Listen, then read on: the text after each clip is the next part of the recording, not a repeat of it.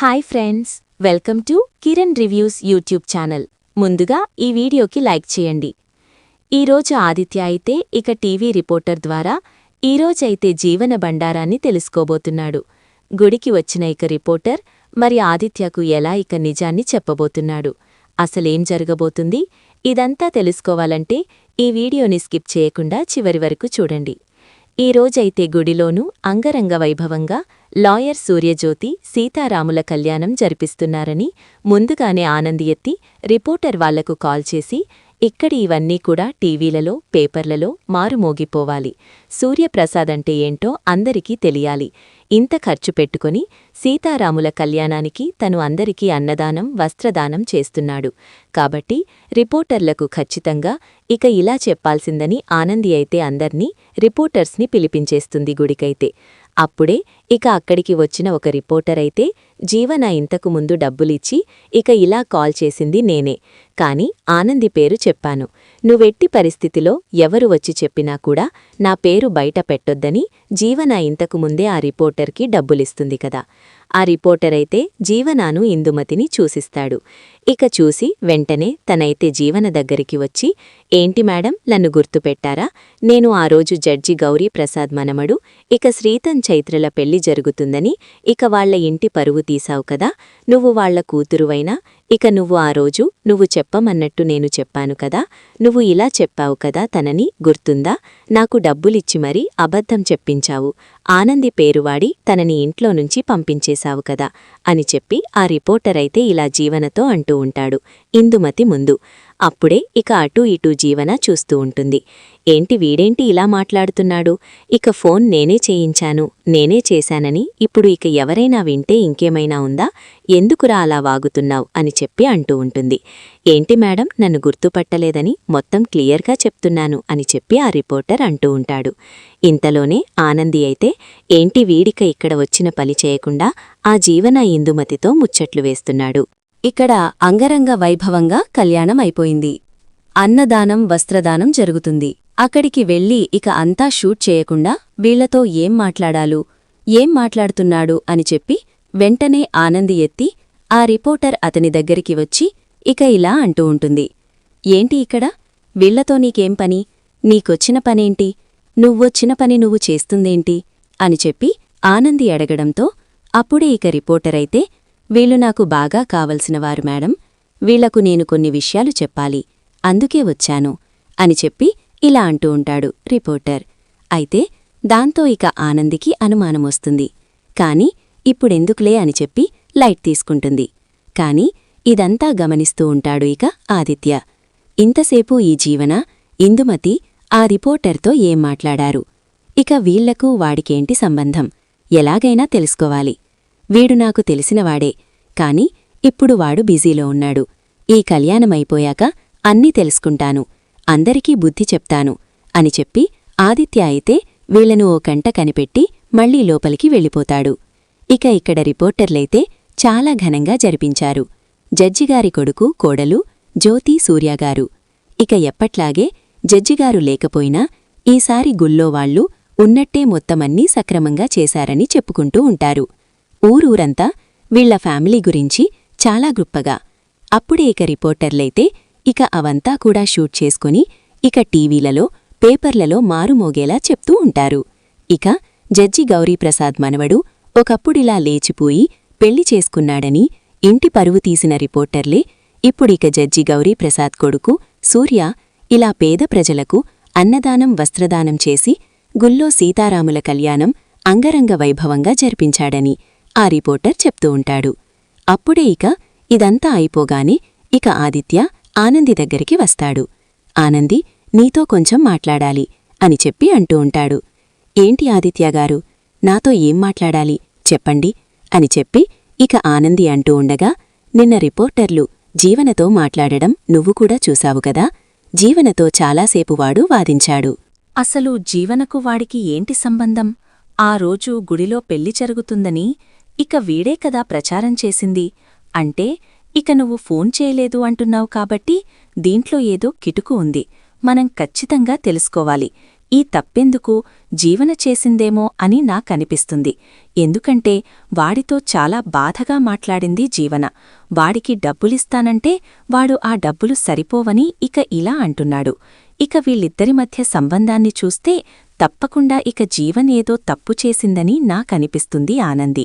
మనం ఈ సీతారాముల కళ్యాణం ఇక అయిపోగానే ఎవరింటికి వాళ్లు వెళ్ళిపోగానే మనం వెళ్ళి రిపోర్టర్ వాళ్లను కలవాలి అని చెప్పి ఆదిత్యే ఆనందితో అంటూ ఉంటాడు. అప్పుడే ఇక ఆనంది కూడా సరేనండి, తప్పకుండా ఇక అతన్ని కలుద్దాం అని చెప్పి ఇద్దరూ కూడా ఇక ఇలా అనుకుంటూ ఉంటారు. అప్పుడే ఇక జీవన ఇందుమతి అయితే చాలా టెన్షన్ పడుతూ వెంటనే గుడి నుండి ఇంటికి వెళ్తారు. లేకుంటే ఈ రిపోర్టర్ గారు మళ్లీ వచ్చి మమ్మల్ని బెదిరిస్తాడు. ఇక వీడు మాతో మాట్లాడ్డం ఎవరైనా చూస్తే బాగుండదు, మేము ఇక బయటపడిపోతాం అని చెప్పి వెంటనే కంగారుగా జీవన అక్కనుండి వెళ్ళిపోతుంది. తర్వాత ఎవరింటికి వాళ్లు వెళ్ళిపోతారు. అప్పుడే ఇక ఆదిత్య అయితే ఆనందిని తీసుకొని ఆ రిపోర్టర్ దగ్గరికి వెళ్తాడు. వెళ్లగానే ఇక తనైతే షాక్ అయి చూస్తూ ఉంటాడు. ఏంటి, మీరు ఆదిత్య ఆనంది కదూ, మీరిద్దరూ భార్యాభర్తలు కదూ, సునందగారి పెట్టకొడుకు పెట్టకోడలే కదా అని చెప్పి అంటూ ఉండగా, అవును, మా గురించి మీకేం తెలుసు, అసలు మీ ముందుగానే మీకు తెలుసా అని చెప్పి ఆనంది ఆదిత్య అడగడంతో, తెలుసా ఏంటి, మీ జీవన మాకు చాలా క్లోజు, జీవన ఎప్పుడూ ఇక మాతో ఫోన్ కాంటాక్ట్లో ఉంటుంది అని చెప్పి ఆ రిపోర్టర్ అంటూ ఉంటాడు. అది విన్నా ఇక ఆనంది ఆదిత్య అయితే షాక్ అవుతారు. అవునా, మా జీవనతో గుళ్ళో నువ్వేం మాట్లాడావు, మా జీవన అలా బాధపడుతూ నీ చేతులు పట్టుకొని డబ్బులిస్తుందేంటి అని చెప్పి అంటూ ఉండగా, అది మేడం అని చెప్పి ఇలా అంటూ ఉంటాడు. చెప్తావా మర్యాదగా, ఇక నిన్నిప్పుడే పోలీసులకు పట్టించేస్తాం, నువ్వేదో తప్పు చేశావని ఇక నీ ముఖం చూస్తేనే అర్థమవుతుంది అని చెప్పి ఆనంది బెదిరిస్తూ ఉంటుంది. ఇక ఆదిత్య మాత్రం వీడు ఇలా చెప్పడు, వీడు ఎలా చెప్తాలో అలానే చెప్తాడు అని చెప్పి వాడి కాలర్ పట్టుకొని ఆదిత్య గట్టిగా అడుగుతూంటాడు. చెప్తావా లేకుంటే పోలీసులకు పట్టించమంటావా? ఇప్పుడు మా అమ్మ సునంద దగ్గరికి తీసుకెళ్లి నిజమేంటో నిరూపిస్తాను. ఇక నువ్వు ఖచ్చితంగా నిజం చెప్పకపోతే ఇక మేమిద్దరం నిన్ను వదిలేసేది లేదు అని చెప్పి ఆనంది ఆదిత్య అయితే ఆ రిపోర్టర్ దగ్గరికి వెళ్లి వారిని ఇలా కొట్టేస్తూ చాలా బెదిరిస్తుంటారు. అప్పుడే ఇక వాడైతే భయపడిపోతాడు. వీళ్లతో దెబ్బలు తింటూ ఇక జీవన గురించి నిజాన్ని ఎందుకు దాయాలి, తను ఇచ్చిన డబ్బులకు అసలు ఇన్నాళ్ళు ఈ నిజం దాయటమే నేను చేసిన తప్పు అని చెప్పి ఇక రిపోర్టర్ అయితే నిజం చెప్పాలని నిర్ణయించుకుంటాడు. అది సార్, ఆ రోజు గుళ్ళో ఇక జడ్జి గౌరీప్రసాద్ మనవడు శ్రీతనకి ఇక సునంద సవితి కూతురైన చైత్రకు పెళ్లి జరుగుతుందని అక్కడ ఇక చెప్పింది ఈ ఆనంది మేడం కాదు, జీవన ఆనంది పేరు వాడుకొని ఇదంతా చేసింది. ఇక ఇంటి పరుగు తీసింది ఆనంది మేడం కాదు, తనకు ఏ తప్పు తెలియదు. ఇదంతా జీవన మేడమే మాతో చేయించింది. మాకు డబ్బులిచ్చి సారీ సార్, రిపోర్టర్లం ఇలాంటి పనులు చేసినందుకు ఇక నేను చాలా సిగ్గుపడుతున్నాను, మమ్మల్ని వదిలేయండి సార్, ఇదంతా ఆ జీవనమ్మ పని అని చెప్పి నిజాన్ని ఒప్పుకుంటాడు రిపోర్టర్ అయితే. ఇలా ఆనంది ఆదిత్య ముందు అది విన్న ఇక ఆదిత్య అయితే ఇక ఆనంది ఎంత చెప్పినా మేము అర్థం చేసుకోలేదు, ఫోన్ చెయ్యలేదు, ఇంటి పరుగు తీయలేదని ఆనంది ఎన్నోసార్లు చెప్పింది. అయినా కూడా నా భార్యను నేను అపార్థం చేసుకున్నాను. జీవన చేసిన తప్పు కంటే నేను ఇక నా భార్యను అపార్థం చేసుకోవడం చాలా పెద్ద తప్పు అని చెప్పి వెంటనే ఆదిత్య కన్నీళ్లు పెట్టుకుంటూ ఆనందిని క్షమాపణ అడుగుతాడు. అప్పుడే ఇక ఆనంది అయితే అదేంటండి, మీకు నిజం తెలియక ఇక ఇలా అపార్థం చేసుకున్నారు అంతే, ఇప్పటికైనా నిజం తెలిసింది కదా, నన్ను అర్థం చేసుకున్నారు, అది చాలండి అని చెప్పి ఇక భార్యాభర్తలు ఆనంది ఆదిత్యయే రిపోర్టర్ ద్వారా నిజం తెలుసుకొని ఒక్కటైపోతారు. అప్పుడే ఇక ఇలా ఆదిత్య అయితే అంటూ ఉంటాడు, పదరా, ఈ విషయం మా దగ్గర కాదు, నువ్వు చెప్పాల్సిన చోట చెప్పాలిరా అని చెప్పి ఆ రిపోర్టర్నైతే కాలర్ పట్టుకుని ఆదిత్య అయితే నేరుగా ఇక తన ఇంటికి సునంద దగ్గరికి తీసుకొస్తాడు. అప్పుడే ఇక సునంద అయితే, ఏంట్రా అది, వాడెవరివా, వాణ్ణి తీసుకుని ఇంటికొస్తున్నావ్, పక్కన ఆనంద ఏంట్రా అని చెప్పి అంటూ ఉండగా, అమ్మా, ఇన్నాళ్లు మనం ఆనందకి దూరమయ్యామంటే కారణం వీడేనమ్మా, ఇక జీవన వీడితో ఏం చేయించిందో తెలుసా, అసలు ఆ జీవన ఎక్కడా అని చెప్పి అంటూ ఉండగా ఇంతలోనే ఇక జీవన వస్తుంది. ఇక రిపోర్టర్ని చూసి ఒక్కసారిగా షాకవుతుంది. ఏంటి, వీణి తీసుకొచ్చాడు బావగారు అంటే వీడు నిజం చెప్పేశాడా ఆనందీకి ఆదిత్యకు అని చెప్పి షాక్లో ఉంటుంది జీవన.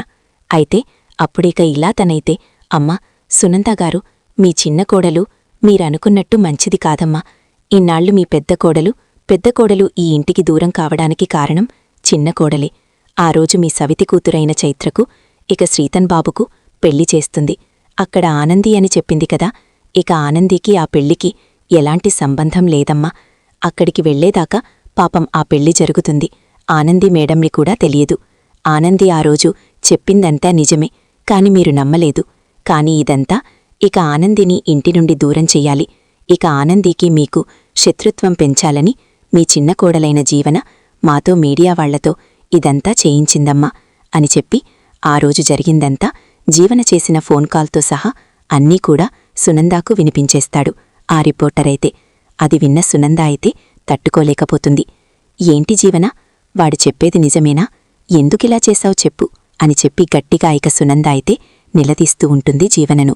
దాంతో ఇక జీవనైతే చేసేదేమీ లేదు. వీడు సరైన సాక్ష్యాలతో సహా నా గురించి ఇంట్లో బయటపెట్టాడు. వీడికి ఎన్ని డబ్బులిచ్చినా దండుగా అయిపోయింది. ఇక ఇప్పుడు వాడు నా గురించి ఇలా చెప్పడమేంటి అని చెప్పి షాక్లో ఇక జీవనైతే ఆ వీడియో చూసి కుప్పకూలిపోతుంది. ఏంటి ఇంక నువ్వు మాట్లాడడమేంటి? వాడు చెప్పేదంతా నిజమేనా? ఆనందిని ఇంటికి దూరం చేయడం కోసం, ఆనందిని కుటుంబానికి శత్రువు చేయడం కోసం, నా కొడుకుని ఆనందిని విడదీయడం కోసం ఇదంతా నువ్వే చేశావని చెప్తున్నాడు. వాడు చెప్పేది నిజమా అబద్ధమా? అబద్ధమా అని చెప్పు, లేకుంటే ఇక నిన్ను బ్రతకనివ్వను అని చెప్పి సునంద ఎత్తి గట్టిగా ఇక జీవనను బెదిరిస్తూ ఉంటుంది. దాంతో ఇక జీవనైతే ఇక సునంద కాళ్ళు పట్టుకొని, అత్తయ్య నన్ను క్షమించండి, వాడితో ఇదంతా చేయించింది ఆనంది కాదు, నేనే, నన్ను క్షమించండి అత్తయ్య, మళ్ళీ ఇలాంటి తప్పు ఎప్పుడూ చెయ్యను అని చెప్పి తన అత్తయ్య కాళ్ళు పట్టుకుని అడుగుతూ ఉంటుంది. ఇక ఈరోజైతే జీవన. దాంతో ఇక సునంద అయితే, ఛీ నోర్మి, నిన్ను ఎంతలా నమ్మాను, ఇక దేవతలాంటి ఆనందిని ఇంటికి దూరం చేసి ఇక నువ్వు మంచిదానివనుకుని నిన్ను ఇంట్లో పెట్టుకున్నాను. నా కొడుకు కోడల్ని అర్థం చేసుకోకుండా వాళ్లను బయటకు పొమ్మన్నాను. నీవల్ల ఈ కుటుంబంలో ఎన్ని సమస్యలొచ్చాయో తెలుసా?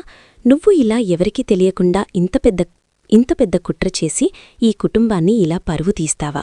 అసలు నువ్వు ఇలా ఎలా చేయగలిగావు? అసలు నీకింత ధైర్యమెక్కడిది? అసలు వెనుకాల ఉన్నది ఎవరు అని చెప్పి సునంద అయితే చాలా కోప్పడుతూ ఉంటుంది. అప్పుడే ఇక ఆనంది అయితే లోపలికి వచ్చి ఇక జీవన చెంప పగలగొడుతుంది. ఎందుకు జీవన, నేనంటే నీకు అంత కోపం? అసలు నేను నీకు ఏం అన్యాయం చేశానని? ఇక నీకు పుట్టింట్లో ఇక నువ్వు ఎవరో తెలియదు.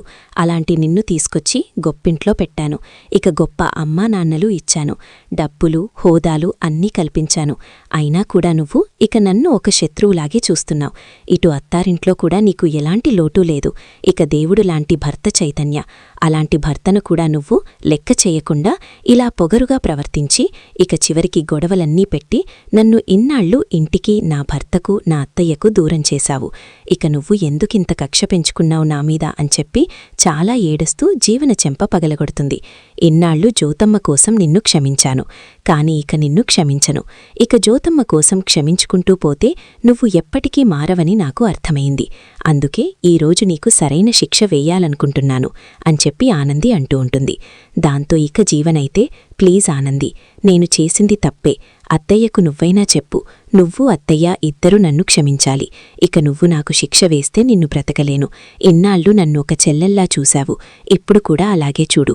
ఇక నేను పూర్తిగా మారిపోతాను అనింది. ఇక చేతిని చెప్పినట్టు వింటాను అని చెప్పి తన తప్పు తాను ఒప్పుకొని ఇలా కాళ్లమీద పడి క్షమాపణ చెప్తూ ఉంటుంది. ఇక జీవన అయితే అప్పుడే ఇక చేతు కూడా ఎంట్రీ ఇస్తాడు. వదిని, ఇక తనకెలాంటి శిక్ష వెయ్యాలో నువ్వే చెప్పాలి. ఇక నీ తర్వాతే ఇక ఎవరైనా మాట్లాడతారు.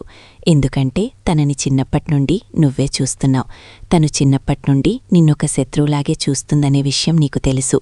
కాని ఏనాడు నువ్వు తనను శత్రువులా చూడలేదనే విషయం కూడా నాకు తెలుసు. అసలు నేను జీవనను పెళ్లి చేసుకోవడానికి కారణమే జీవన పొగరు అణచడం కోసం ఇక అన్నయ్యను మోసం చేసి ఇక పెళ్లిపీట నుండి పారిపోయింది. ఆ టైంలో జ్యోతి అత్తయ్య పరువు కాపాడడం కోసం నువ్వు అన్నయ్యను పెళ్లి చేసుకున్నావని తెలుసుకొని నేను అన్నీ తెలుసుకొని జీవనను పెళ్లి చేసుకున్నాను వదిని. కాని ఇక దీన్ని మార్చడం నా వల్ల నీ వల్ల కాలేదు. ఇక చివరికి ఇక్కడికి వచ్చాక కూడా మన కుటుంబాన్ని ఎలా చేసిందో చూశావా? ఇలాంటి దానికి శిక్ష వేయకుండా ఇంకా వదిలేయద్దు అని చెప్పి ఇలా అంటూ ఉంటాడు చైతన్య. ఇక ఆనందితో అప్పుడే ఇక ఆనంది అయితే మొత్తం ఆలోచిస్తూ ఉంటుంది.